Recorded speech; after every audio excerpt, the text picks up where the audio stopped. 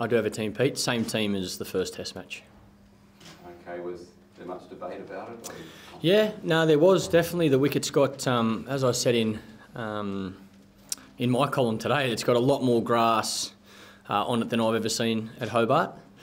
Looks better today than yesterday, no doubt, but I still think there's a lot of grass in that wicket. So I'm looking forward to seeing what it's like tomorrow morning. But I think that I think day one's going to be quite tough for the batters, especially if it's overcast, and then I'm hoping it'll turn into a pretty good wicket. So I still see Lino playing a big part for us as our spinner, probably later in the game more than on day one. But you're confident you can get through with that many seamers? I suppose that's the issue, isn't it, when you don't have Watto to bowl the extra overs?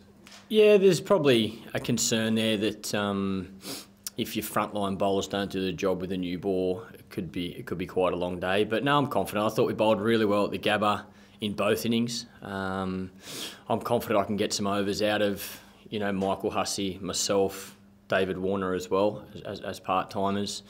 But I'm just going to have to make sure I rotate the bowlers, I guess, the right way and hope we bowl well and field well in that, I guess, with that new ball. I think it's going to be that sort of wicket as well. You've got to make the most of the new ball. I think there's going to be a bit of seam and a bit of swing throughout the whole game with that grass on there.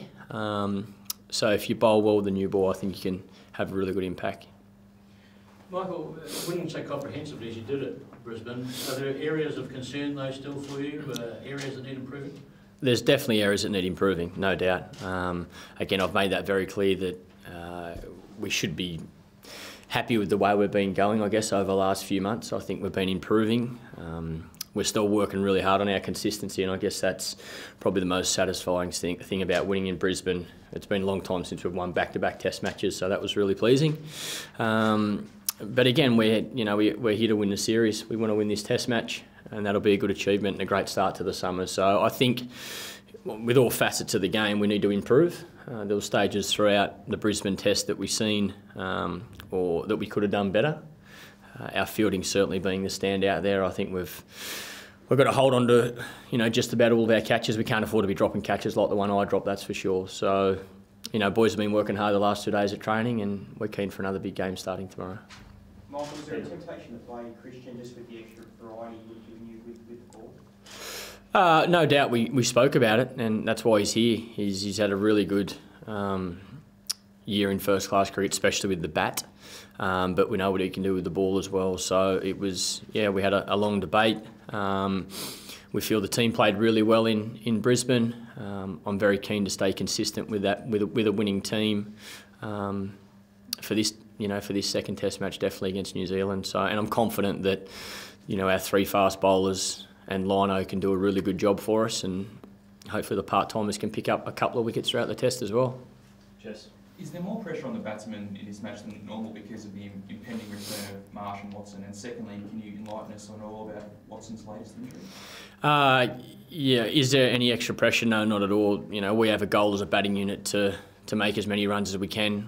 We'll be trying to do the same. Like I say, I think it's going to be difficult for the batters on day one, but it's going to be a good test if we do bat tomorrow. It's going to be a good test for us. We've been working really hard on our defence and our technique in the net, so it's going to be a good test to see how we go against New Zealand if we do bat tomorrow. Watto's got you guys probably know more than me, but he's got a light calf strain, I think is the right wording. But we're confident that, it's probably put him a couple of days behind, but we're still confident he'll be right for Boxing Day Test match. And when you want him back, do you want him only back in the team if he can bat and bowl? I think it needs to be discussed with the selectors. To be honest, I think his batting's still a very big part of our team, especially if he's opening the batting. Up the top of the order, he's been pretty consistent for us. So I still think if he's just batting, I can certainly still see him in our team. But I would love, best case scenario, I'd love him to be able to bowl as well, because he's had a lot of success with the ball, especially of late. And perfect world for us. It's both batting and bowling, but I still think his batting's important to us on its own. Just with the pitch, the way you said it is, and with Hughes sort of having a bit of caught behind the wicket lately, I mean, is there things that he's been working on specifically in the nets this past few days to eradicate a bit of that? Look, Hughes has been working hard the last couple of years, to be honest, on his technique and on the areas of his game that need to improve, like all of us.